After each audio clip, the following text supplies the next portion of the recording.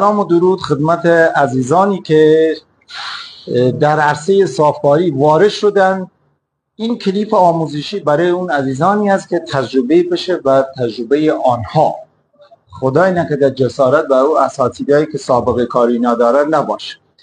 و توضیح من در این کار دوباره کاری پیش یه استادی دیگه رفته، مثلا استادی دیگه رفته برای پیدیار کابود آمده برشکاری زده، کارش هم اشتباه بوده و ما میخوایم اینو ترمیم بکنیم، درست بکنیم.